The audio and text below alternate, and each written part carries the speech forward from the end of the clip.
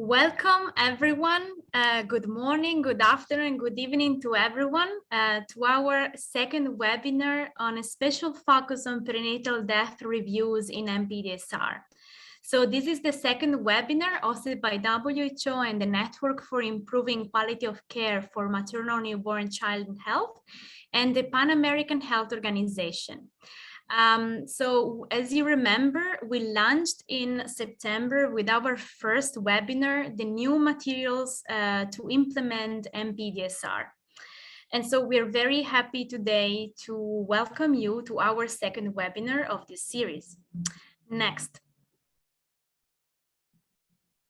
Next slide, thank you. So I would like to introduce myself. First, I'm Francesca Palestra, and I'm a technical officer in the maternal health team at the Department of Maternal, Newborn, Child and Adolescent Health and Aging in WHO Geneva. Next. So today our agenda will have a special focus on perinatal death reviews with the PAHO perspective, presented by Dr. Andres De Francisco, the Director of the Department of Family, Health Promotion and Life Course at PAHO. Then we will have a really rich panel discussion facilitated by Dr. Pablo Duran, our Regional Advisor in Perinatal Health at PAHO. And then closing remarks. Next. I want to remind everyone that there is interpretation for English and Spanish, so please click on the globe on your Zoom screen to access to this. Hay interpretación para inglés y español, entonces haga clic en el globo en su pantalla de Zoom para acceder. For any questions, after the panel discussion, we'll include questions from participants. So please place any of your questions in the chat box. Next. So I would like now to start my presentation. We know that globally we have an estimated burden of 2.4 million neonatal deaths. Neonatal death is defined as the death after birth and within the first 28 days of life.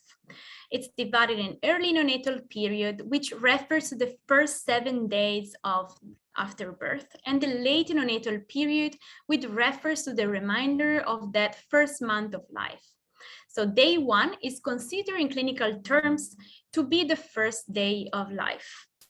Also, stillbirths are increasingly important and a global health problem, with an estimated 2 million stillbirths.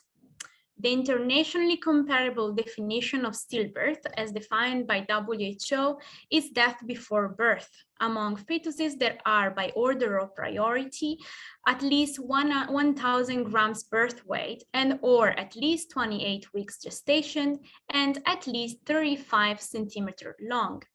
Because of this increased viability of babies born with lower gestational age in some parts of the world, and due to differences in capacity of measurement, some groups and individuals define stillbirths differently. So, for example, they may include fetuses of a lower gestational age. The national definition should be always used where relevant, of course, and of all stillbirths of 22 weeks and 28 weeks should be reported for international comparisons. Next. WHO published in 2016 Making Every Baby Count to conduct audit and reviews of stillbirths and neonatal death, along with the WHO application of ICD-10 to death during the prenatal period, ICD-PM. So we know that perinatal mortality is presented as a rate per 1,000 total birth and includes the fetal period from 22 or 28 weeks and the early neonatal period of the first week of life. Next. From the WHO policy survey from 2019, we see how increasingly many countries adopted the maternal death notification in 24 hours and the maternal death reviews in their national policies. A lot of work still is to be done to include stillbirths review and neonatal death reviews in countries and national policies. Next. The maternal and perinatal death surveillance and response is a continuous action cycle of identification, notification, review, and analysis of maternal and perinatal deaths, followed by response to prevent future death. As a complex intervention that can lead to 35% reduction of inpatient mortality, maternal mortality in district hospitals in low-income countries. So MPDSR works to increase the avoidability of preventable maternal and perinatal mortality by avoiding to continue something that we really can avoid. Next. The MPDSR cycle, which is made by the surveillance and response, it's a process that relies on the effective identification and reporting of assigning causes of death, identifying actions that may contribute to the prevention of future death, as well as designating timeframes for the completion of these actions and following up to ensure that those actions have been taken to lead then to quality improvement. Next. So why it's important to have a robust MPDSR system? It's important to strengthen routine data systems on maternal and perinatal death by identifying and notifying death both at facility and community level, by linking with existing surveillance system as well as HMIS and as, for example, the CRVS, as well as providing in-depth information on the causes of death. It's important also to strengthen, in order to strengthen interprofessional teams, and MPDSR is the responsibility of whole care staff, not just by a single person, to work in a blame-free environment. Also, WHO identified MPDSR as an essential intervention to mitigate the indirect effects of COVID-19 on maternal and perinatal outcomes. Next. So the new MPDSR materials to support implementation that was launched in September, as I recalled at the beginning of my presentation, so it's very important and can improve the quality of maternal and perinatal care, which is essential in order to achieve the universal health coverage. This document is a practical step-by-step guidance relevant to establish a framework to assess the burden of maternal death, stillbirths and neonatal death at facility level, including the trends in number and causes of death, and on how to link maternal and perinatal death reviews. But what's new in this new document? We have recommendations on how to conduct joint maternal and perinatal death reviews and develop a concrete response. Guidance on how to select cases for perinatal death reviews, as well as developing smart recommendations, monitoring MPDSR implementation, linkages between MPDSR and quality of care initiatives, MPDSR in humanitarian settings, overcoming the blame culture of MPDSR, and as well capacity building and training materials. Next. Next. So now I would like to speak a little bit about how to select perinatal cases for review. We know that in high mortality settings, it's challenging to review all maternal and especially perinatal death. So because we could have limited staff capacity and also competing priorities. But accordingly to the new document on MPDSR materials to support implementation and the guide on making every baby count, few approaches were proposed. So depending on the facility and the staffing levels and workload, an in-depth review of 2-3 cases per meeting may be considered, and to focus on the quality of the review especially.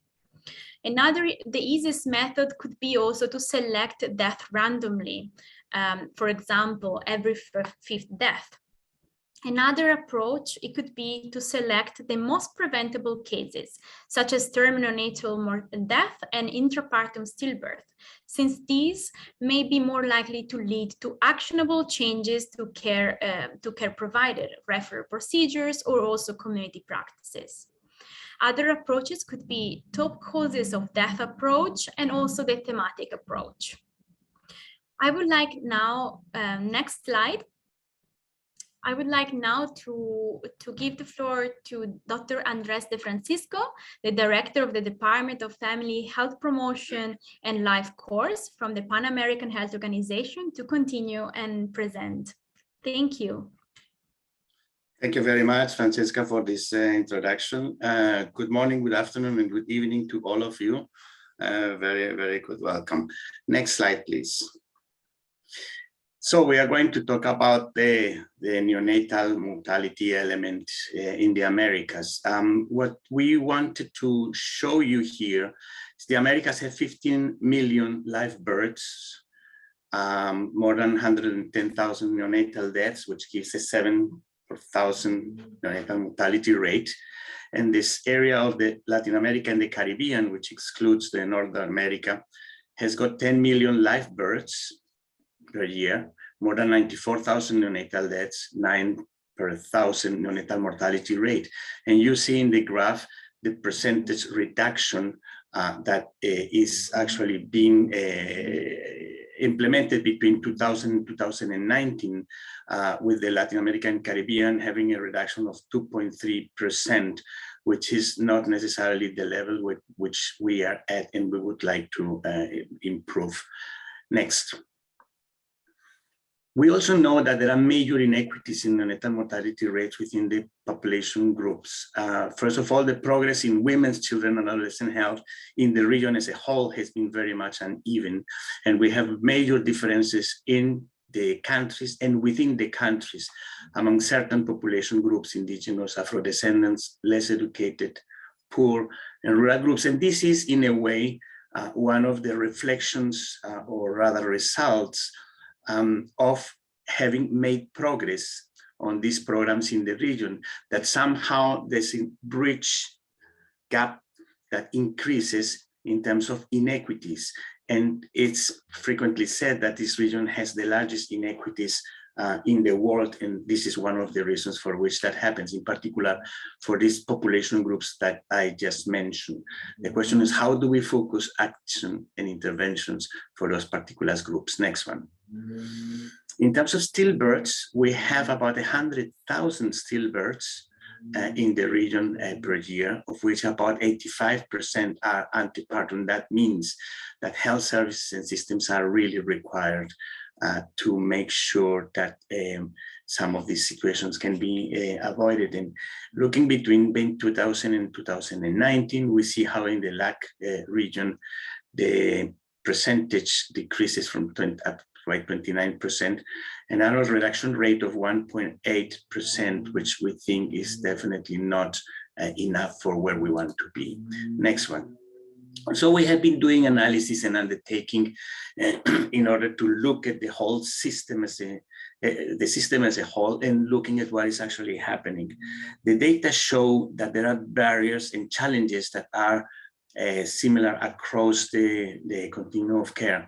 First one is lack of equitable access to high quality and continuous healthcare services for all, starting by the first level of care, the primary healthcare level. Second one is that there is limited systematic and preventive health actions in families, educational settings, and communities, talking about the activities and actions within the populations and not so much into the services, health services themselves. Third one, there is very low and constant participation of women, children, and adolescents in their own health, and that needs to be changed given the relevance of their inputs into designing programs.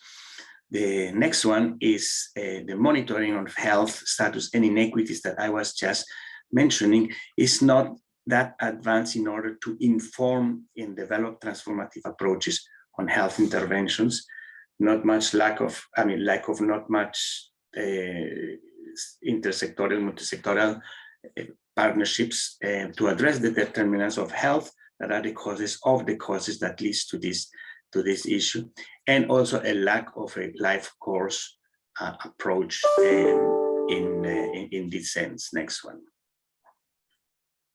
So we have the Sustainable Development Goals that we know they were the Millennium Development Goals, and also that tells us that this issue is not only a health issue, it's a health, social, community-based economic developmental issues. So the question is, how do we deal with that? The Global Strategy for the Health of Women, Children, and Adolescents that was launched in 2016 up to 2030 in Geneva is actually a call for action really for bringing together the health of women, children, and adolescents. And I think it's very important that this strategy itself did take the newborn element as a centerpiece of the continuum of care, and basically highlighted the relevance of interventions both in the women and after birth in order to reduce mortality and morbidity and sequelae in that age group of the population. This was done with WHO and UNICEF. In this region, I came in 2016, and the idea was that we had 4 different strategies that had been approved by member states: one for maternal mortality reduction, one for newborn reduction, maternal mortality reduction, one for child, and one for adolescents.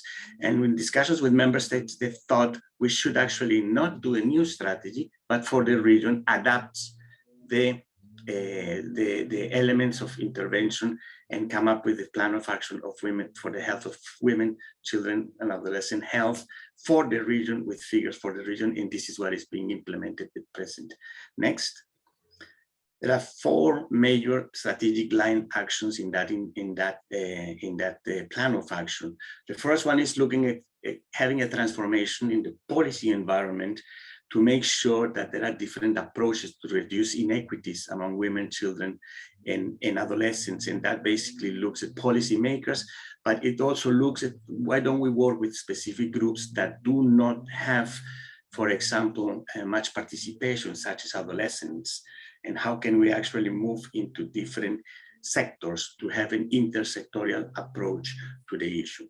Second, to promote basically equitable and effective healthcare for the well-being of women, children, and adolescents, and work in some of the areas which we have not been working, such as in schools, where we can work with the health promoting schools, we can work with education, we can work into health promoting schools that are actually reaching out into the communities. Throughout the life course, not only for the newborn or for the adolescent, but throughout the life course. Third one, work on the primary healthcare and integrated quality health services, in particular that are people, family, and community centered, and therefore the connection with the communities needs to be much more significant in order for people to access these services. And fourth, the information systems, collection of availability, accessibility, and in particular, the granularity of the data that need to be collected to make sure that we work on some of these interventions that will reduce morbidity and mortality in populations that have a higher incidence and less outreached. Next, please. So within this information, this is my last slide, is to talk about that we have at present 19 MPDSR countries that are collecting data on maternal mortality and 12 for perinatal death. And I'm going to show you just very briefly some of these indicators that we are utilizing here on the strategic line 3. If the goal is the reduction on maternal mortality rate, we cannot be talking about an average of a certain percentage of reduction. We do have to look at the regional mortality rate, of course, but then the strategy gets into number of countries and territories with neonatal mortality below 9 per 1,000, disaggregated by place of residence, ethnicity, and applicable to each country. We also look at the 10% of population groups, the reduction of mortality, disaggregated by age, place, resident, ethnicity, cost. And this is my message here, is that we really need to go out there and get the information on these particular subgroups of the population that have the highest mortality. In the same way, we are doing the same for low birth weight babies, a percentage of newborn weighing less than 2,500, to decrease it at least 10%. And finally, to have the objective to improve quality of care services for women, children, and adolescents, with a number of countries and territories implementing regular maternal and perinatal death reviews and audits. And I think that's very relevant for the discussion that we are having here, and that's going to ensue in the panel that speaks after me. So the message here is we can't just be complacent. We can't just look at averages. We need to aggregate things in terms of the continuum of care in order to make sure that we have actions in these different places, in the different areas. Neonatal mortality rate and stillbirths are very sensitive indicators that show the effect of doing or not doing something across the continuum of care, with the implications that have in terms of the life course moving into the future. So that was all that I had to say. Thank you very much. And I give the word back to Francesca. Thank you. Thank you very much, Dr. Andres de Francisco, for the wonderful presentation. So now we will continue with our rich panel discussion, moderated by Dr. Pablo Duran, the Regional Advisor in Perinatal Health at the Pan American Health Organization. So over to you, Dr. Pablo Duran. Thank you. Muchas gracias, Francesca Palestra. Muchas gracias, doctor Andrés de Francisco. Y quisiera entonces continuar con la presentación y agradecer a los miembros del panel que nos acompañan y compartirán su rica experiencia. En primer lugar, quisiera presentar a los miembros del panel de Guatemala. Son miembros de la Mesa Técnica de Vigilancia de Muerte Materna y Neonatal, el doctor Gustavo Batres Cerezo, coordinador de la mesa, las doctoras Jennifer Aguirre y Elizabeth Santiago, miembros del componente neonatal de la mesa, y el licenciado Mario Tipol. Por Perú contamos con la presencia del doctor Mario Izquierdo, director adjunto de la Dirección General de Intervenciones Estratégicas en Salud Pública del Ministerio de Salud de Perú, y la doctora Natasha Sobers, investigadora del Georgia Lane Chronic Disease Research Center, Chemots Lane, St. Michael, the University of West Indies de Barbados. Y realmente este panel fue pensado para compartir la experiencia, las lecciones aprendidas y los desafíos que en los 3 países, representando a los 12 países que mencionó el doctor de Francisco, llevan adelante actividades de auditoría de muertes, en este caso perinatales. Sin más demora, quisiera pasar entonces a realizar las preguntas a los colegas del panel, y quisiera iniciar por la doctora Sobers. Dr. Sobers, what can you tell us about the review, the analysis that you have performed in Eastern Caribbean countries regarding their experience and situation on implementing perinatal deaths analysis and reviews? How is it the perinatal component within the MPDSR approach being addressed in the countries that you perform the analysis? Please, Dr. Sobers. Oh, thank you very much. Good morning, good afternoon, and good evening, everyone. So just to say that in the countries, so we performed the analysis in 3 different Eastern Caribbean countries: St. Lucia, St. Kitts and Nevis, and Grenada, and also in St. Vincent and the Grenadines. And we looked at the perinatal death audits. PAHO looked at the perinatal death audits and reviews. And some of the countries did express significant challenges in trying to meet some of the demands. But just to say that one of the strengths of the systems was that they have quality and trained healthcare professionals as it relates to delivering the maternal and child health programs. And so citizens tend to have good access and availability to their maternal and child health programs. For example, in Grenada, Most persons were within 3 miles of a primary care facility there where they could receive care for these. So in the audits, they really went through and looked at the human resources, at training that's available, and also at some of the facilities that are available to deliver this care for persons. So strong healthcare system, and as I said, the healthcare professionals were quite good. However, some of the countries did mention that it was challenging to collect data, even to complete the audits. So that was a significant weakness in the countries in terms of collection of data and having that strategic health information necessary for decision making. So just to start there. Thank you, Dr. Summers. So now we are moving on with colleagues from Guatemala. Doctor Gustavo Batres y colegas, en el caso de Guatemala, ¿cuál ha sido o cuál es la experiencia en la implementación de auditorías y análisis de muertes perinatales?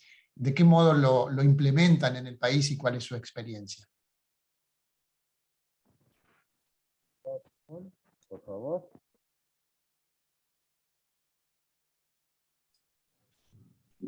Sí, muy buenos días.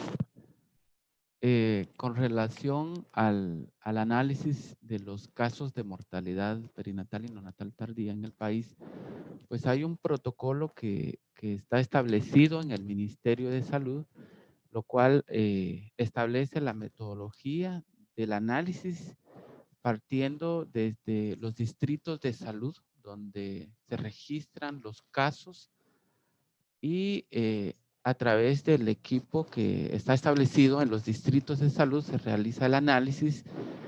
También a nivel de los hospitales está el comité donde también realiza el análisis. Luego de este análisis a nivel local se traslada nuevamente para hacer el análisis ya a nivel departamental. Ya a nivel departamental está el epidemiólogo donde aplica la metodología que está establecido también en un protocolo que se maneja en el país, donde establece factor de riesgo, tales como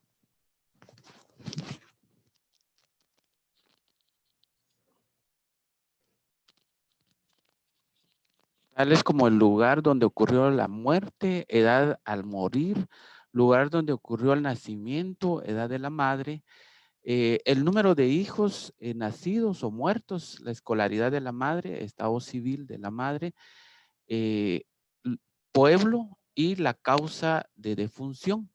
También en esta tabla donde se eligen los casos para el análisis, también se establece el peso al nacer, del cual a través del análisis se establece entonces un plan de seguimiento, un plan de acción, donde ya a través del Programa Nacional de Salud Reproductiva se establecen los lineamientos para poder darle seguimiento a estos casos ya a nivel local.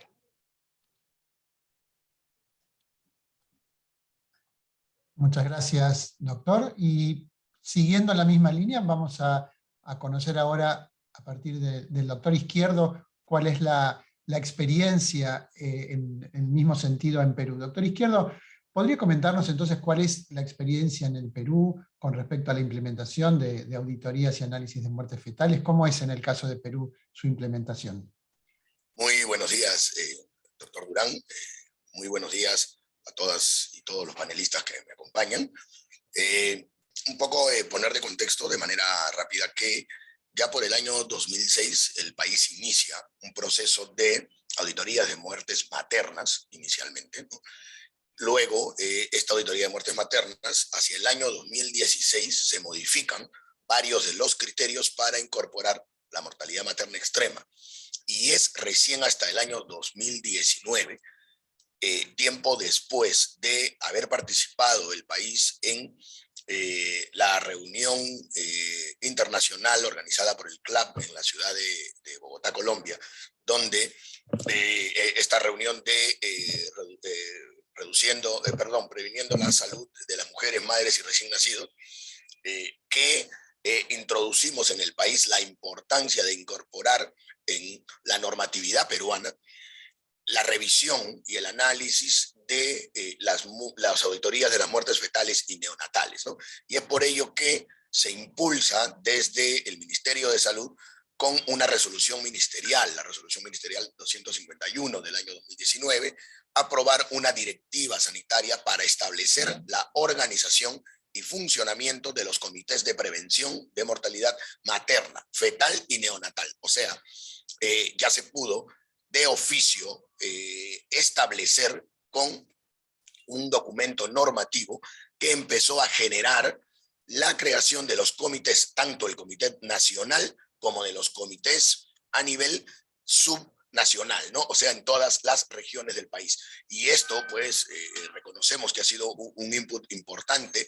después de esta reunión justamente internacional, donde nos permitió mucha más claridad para poder introducir el tema, ya que, como bien conocemos, el volumen de la mortalidad muchas veces neonatal, al ser mayor que la mortalidad materna, esto no se encontraba el diseño de cómo realizarlo de manera sistemática o de oficio a través del país, ¿no? Entonces, hoy la normatividad ya permite la creación, no solo de los comités, no solamente la creación del comité, perdón, nacional, sino también de haber creado comités subnacionales.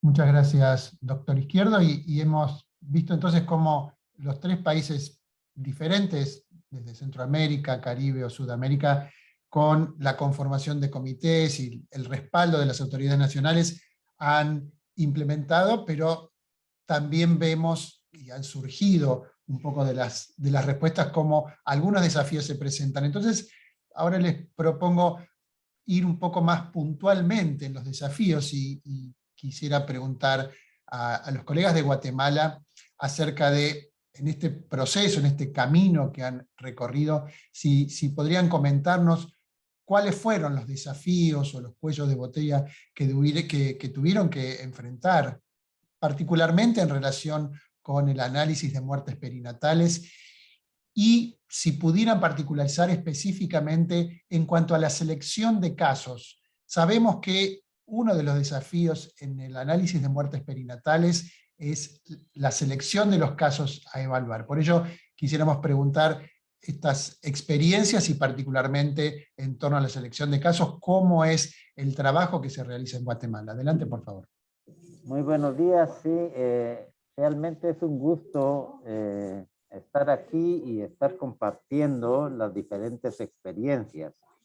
Realmente, como dijo el doctor Izquierdo, nosotros principiamos en el 2010 ya a llevar con un protocolo bien establecido lo de la muerte materna, y ahí nosotros ya no tenemos problemas porque el Ministerio de Salud Pública es el que da la razón de mortalidad materna tanto a nivel nacional como internacional por la calidad del seguimiento de los mismos.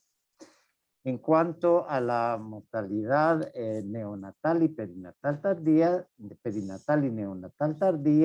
eso sí, estamos principiando nosotros en esto y se creó una tabla de elegibilidad que, si nos permiten que la doctora Santiago lo explique proyectadamente, a nosotros nos interesaría mucho porque sí nos parece que es un medio muy importante para el análisis de los casos. No sé si tenemos el tiempo, va a ser corto, para proyectar la tabla de elegibilidad que tenemos nosotros para la escogencia de los casos. No sé, doctor Durán, usted nos informa si podemos o no.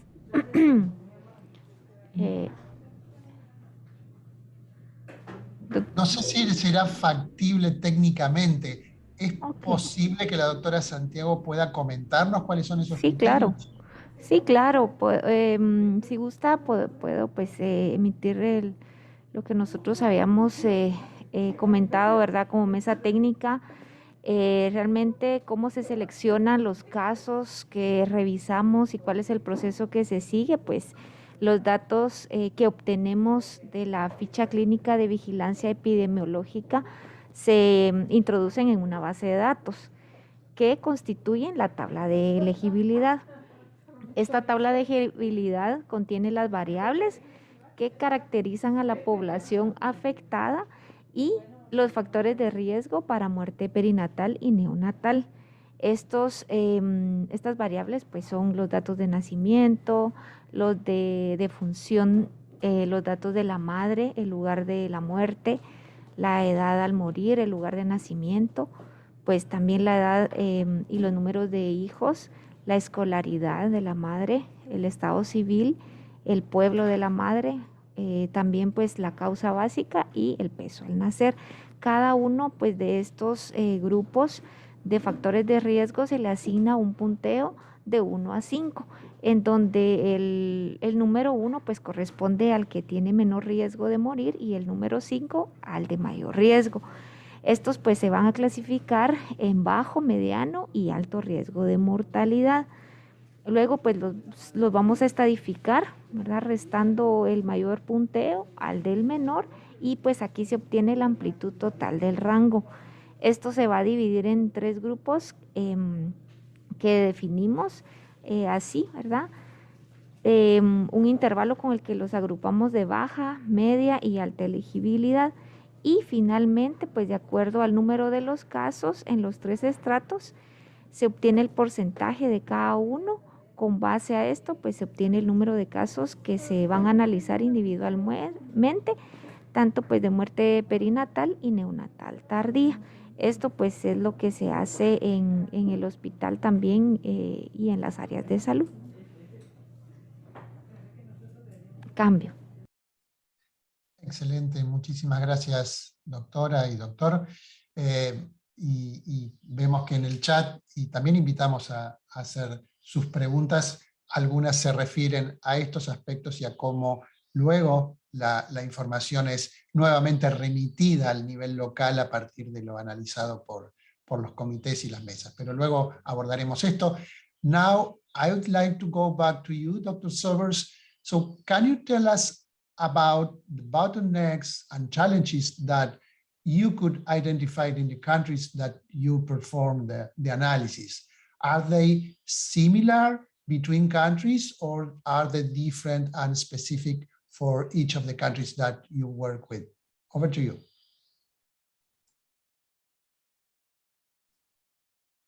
I didn't hear correctly. So Dr. Pablo, that was a question for me specifically? Yes, No se yes. oye. Okay, thank you. Okay, so the challenges were indeed quite similar.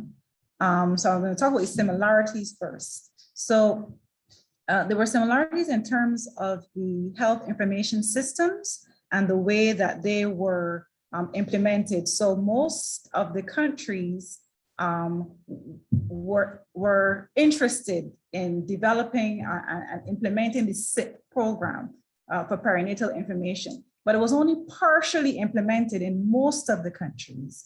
So sometimes it was implemented in the community, but not in the hospital, or in the hospital, but not the communities.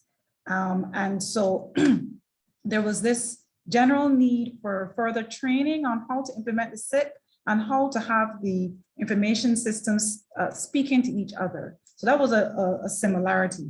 What I will say though is that some countries are ahead of others in terms of actually collecting some of the data. Like St. Vincent and the Grenadines was excellent in terms of having 25 years of their perinatal data, and also in feeding that back to the community. So they were excellent in having that data and in feeding that back to the community annually.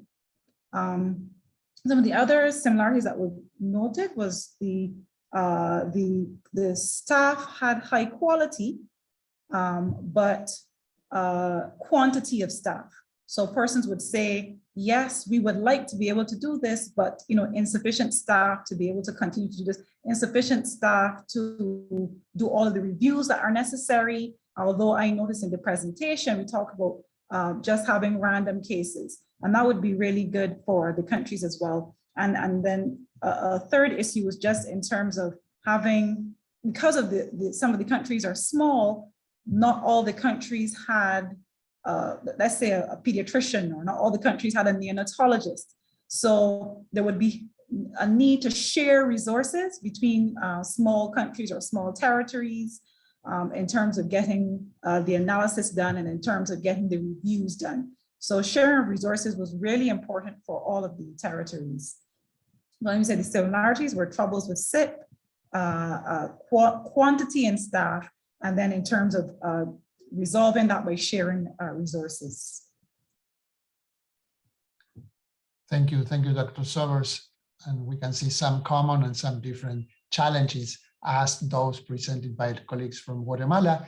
And now, Dr. Izquierdo, veamos de parte de Perú y de su experiencia, que también imaginamos que han debido enfrentar desafíos y cuellos de botella. ¿Cuáles han sido en el caso de Perú esto, en el caso particular de muertes fetales y neonatales? ¿Podría un poco comentarnos estos desafíos y cuellos de botella, por favor?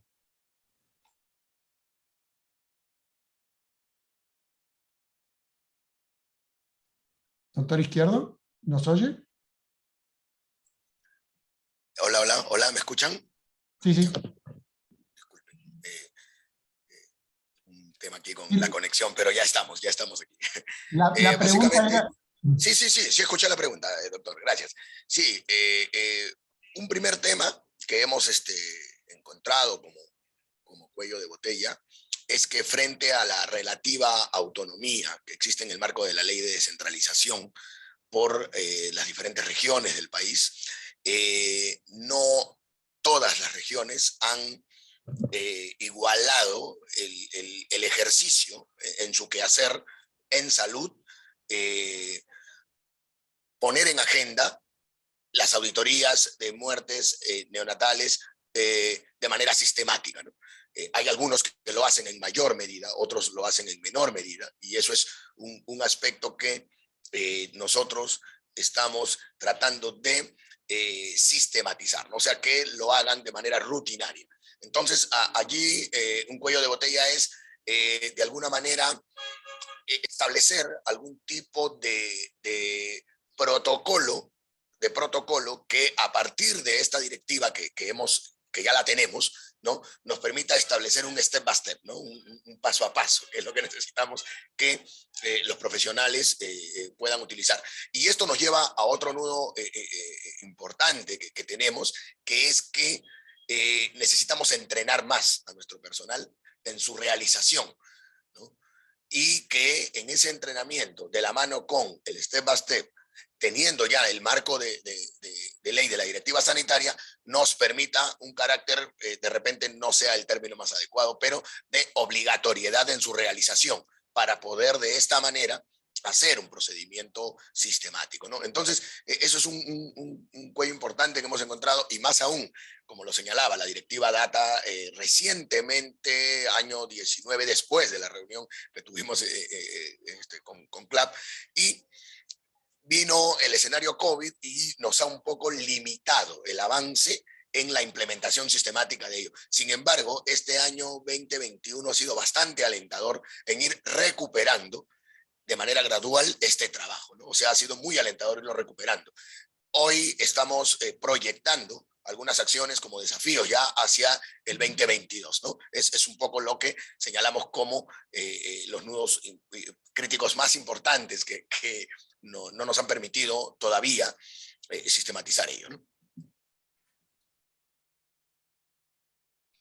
Excelente, doctor Izquierdo, muy interesante el planteo, que luego vamos a retomar en la discusión final.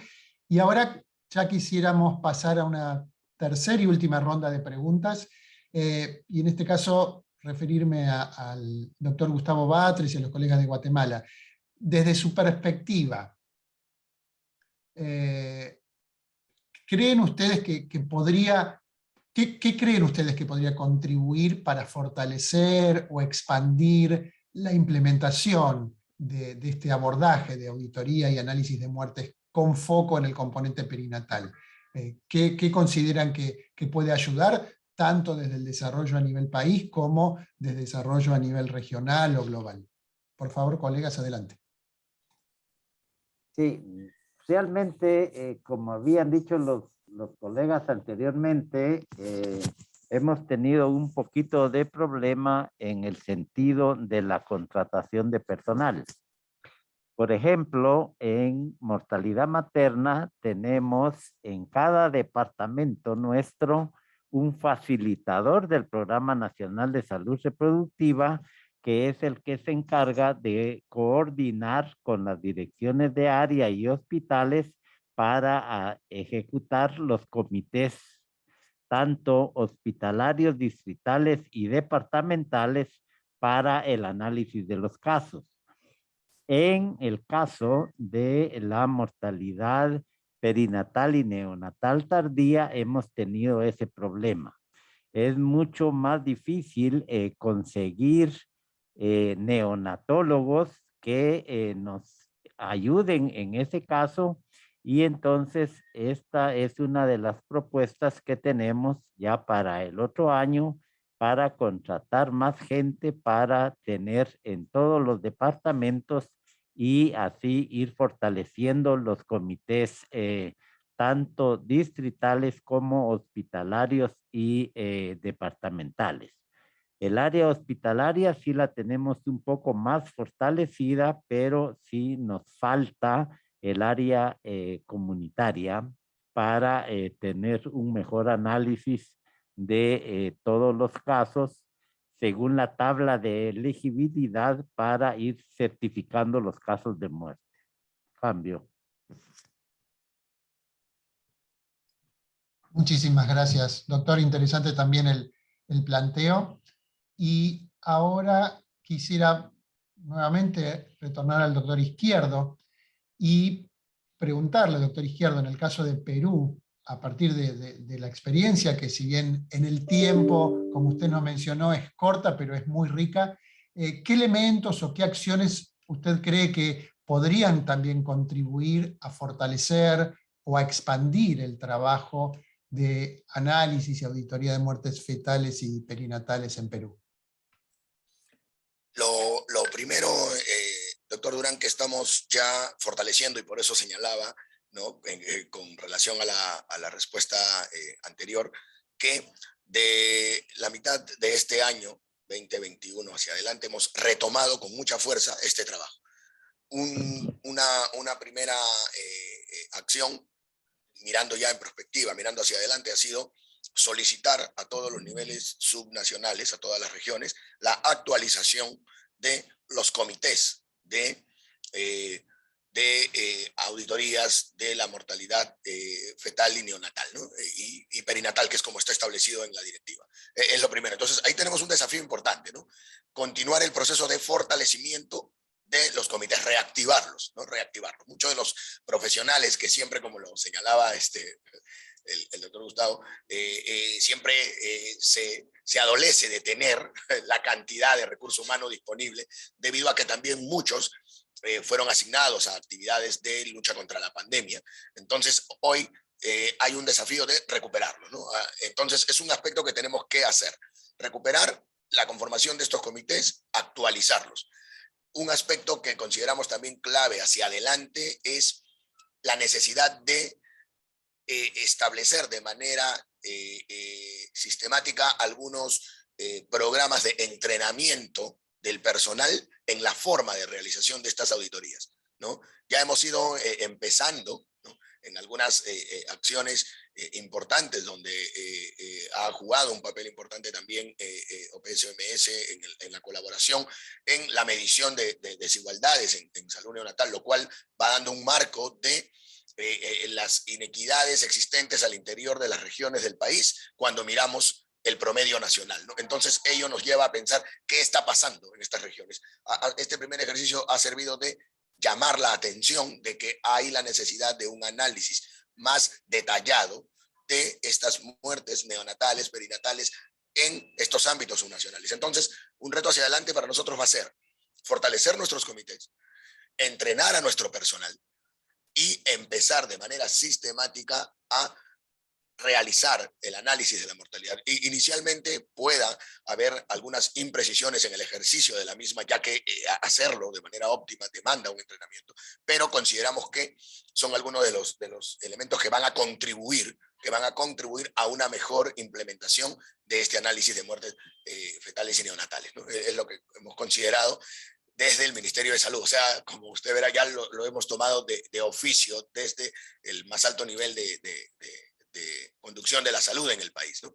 Y esto con cargo, y con esto termino, a cumplimiento de las metas establecidas y los compromisos que el país suscribió en el marco de la Agenda 2030, ¿no? O sea, hay un compromiso, país, de tener que rendir cuentas de aquí a la Agenda 2030, ¿no?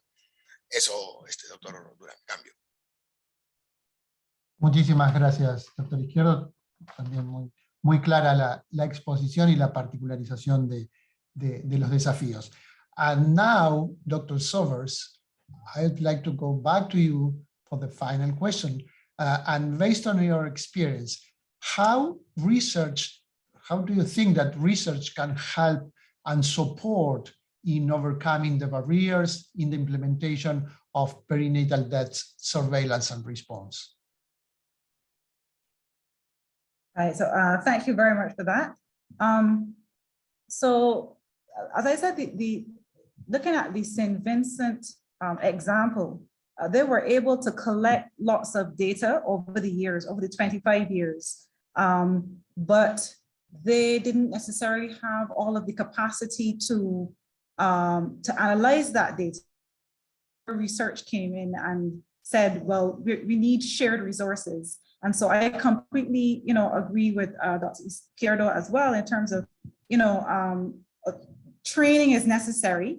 And so, yes, we can train the persons within the countries, but also, because there's limited human resources, we can definitely share these resources across countries. We can do comparisons in terms of the research and so on.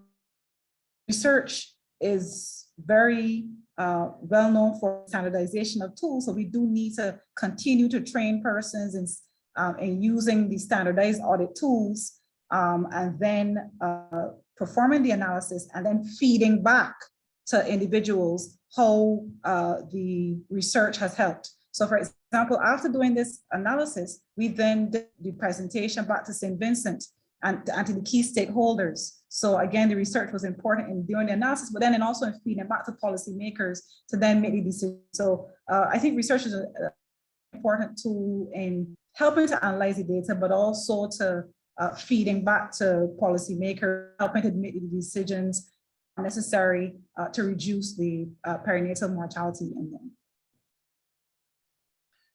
Thank you, Dr. Sovers. It's a good perspective, complementing the implementation by performing research.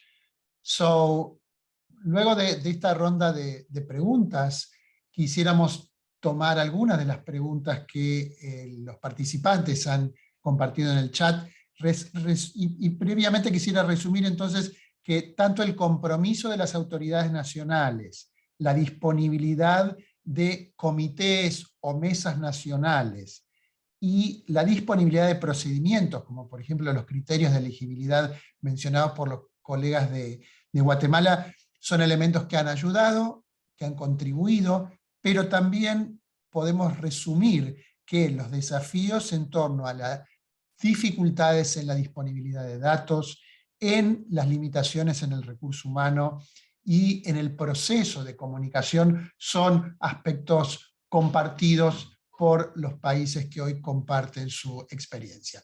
Entonces, resumiendo un poco las preguntas que han compartido en el chat, esta primera pregunta es para los colegas de Guatemala, acerca de sus lecciones aprendidas. Dado que la recolección de datos es a nivel de los hospitales, acerca de muertes perinatales, y la conducción de los análisis, los resultados que se alcanzan que se obtienen a nivel del hospital y que son consolidados a nivel regional, ¿son nuevamente reanalizados o existe algún mecanismo de retroalimentación de ese nivel regional o nacional hacia el nivel local, hacia el hospital, para poder tomar las recomendaciones e implementarlas en ese nivel? Cambio para los colegas de Guatemala. Sí, siempre es de doble vía. O sea, el análisis se hace localmente y se envía a la mesa técnica. En la mesa técnica las reevaluamos nuevamente con la gente especialista que está ahí, y dependiendo de los hallazgos se vuelven a mandar a la región. Aquí en nuestro medio, el sistema de información gerencial únicamente recibe datos de los distritos, o sea, de las regiones en donde se analiza. Nosotros no podemos entrar a ese sistema y cambiar las estrategias o los diagnósticos. Nosotros tenemos que enviarlos a las direcciones de área para que los manden a los distritos, ya conformado la estrategia y los planes que hicimos en la mesa, y entonces los distritos son los que, si hubiera necesidad de cambiar el diagnóstico, ellos lo hacen. Los planes y las estrategias a nivel comunal, ellos también los hacen dependiendo del análisis que hayamos hecho. O sea, es de doble vía. Cambio.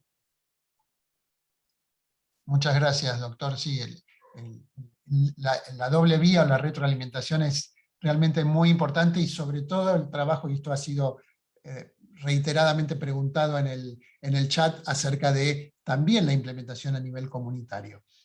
Una pregunta, en este caso para el doctor Izquierdo, es una pregunta de un colega de Etiopía. Dice, países como Etiopía, es difícil conocer la causa real de mortalidad, en este caso materna, la pregunta, particularmente durante una emergencia. ¿Cómo trabaja el comité para afinar o mejorar la identificación de la causa, la información, para mejorar la calidad en el registro de las causas? Esto es un poco algo que el doctor Batres mencionó, pero vamos a ver desde su perspectiva, doctor Izquierdo, qué opina al respecto. Sí, muchas gracias por la pregunta. Un aspecto que ha contribuido de manera importante a cada vez ir afinando más el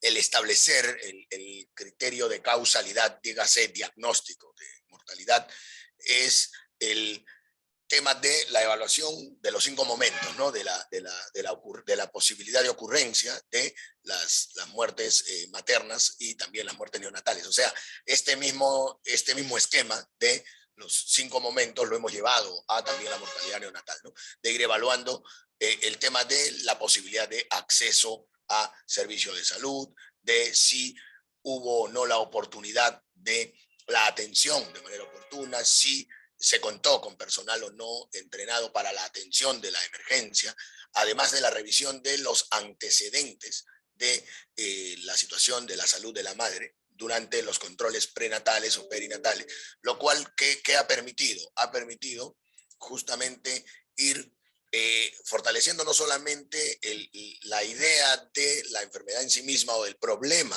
en sí mismo que presenta la madre, sino también el pronóstico, ¿no? Entonces, muchas veces algunas muertes que han ocurrido no eran muertes esperadas, pero con un pronóstico de que podría haber ocurrido. Entonces, todo ello se pone a disposición en la revisión del caso, ¿no?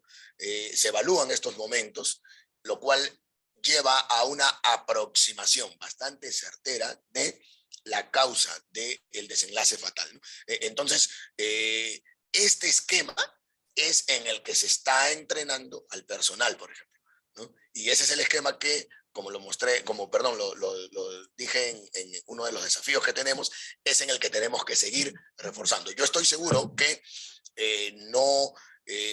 que todavía hay muchos aspectos que seguir afinando allí, estoy seguro que sí, pero es lo más cercano o la mayor aproximación que hemos logrado para poder determinar la causa de mortalidad, ¿no? Muchas gracias, doctor Izquierdo. Sí, realmente la importancia de la auditoría y análisis, no solo como mecanismo de mejora de procesos, sino también de mejora de la calidad de datos, es un desafío. One question for Dr. Sovers that I see you answered in the chat, but I don't know if you want to make any comment on how we overcome a data collection problem.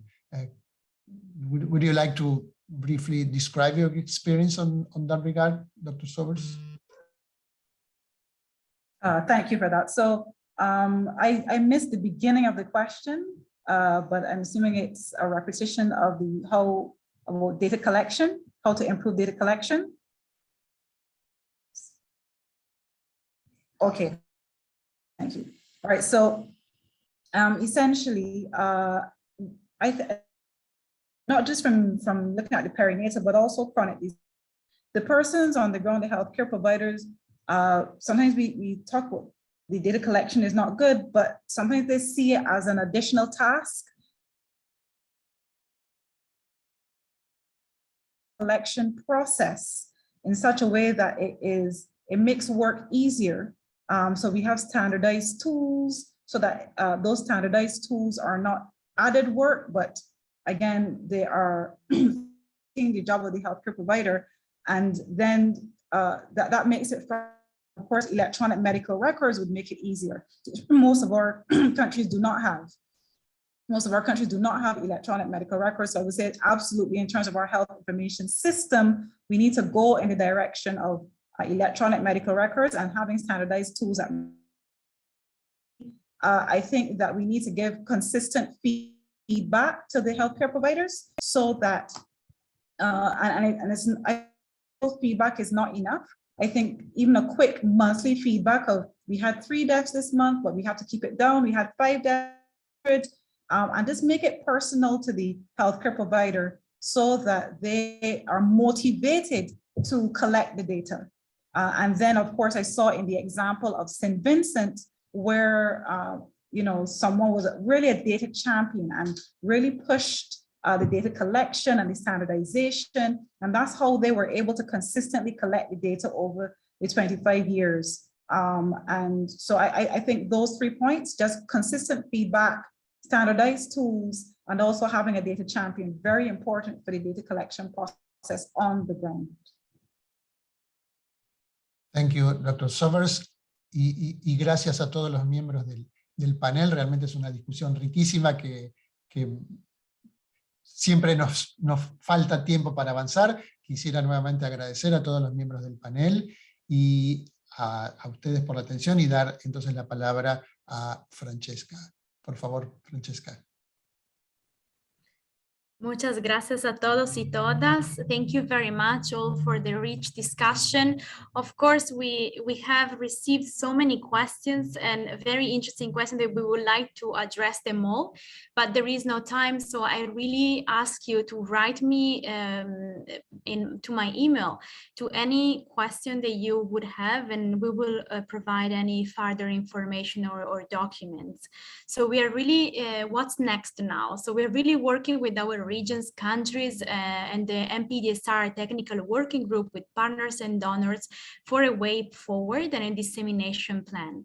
And also, please, you can access to our WHO website to access the materials, and also you will receive the presentation of today, and you can also check it out from the Quality of Care Network website.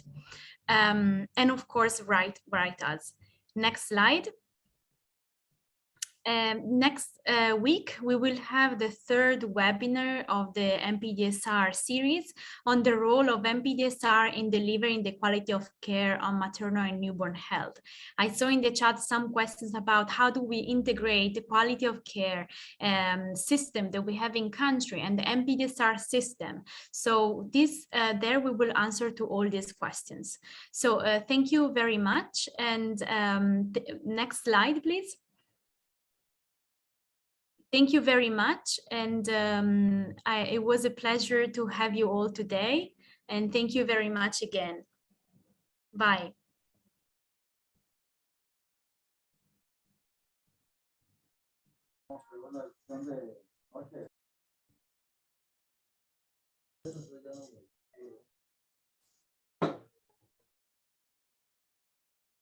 Gracias.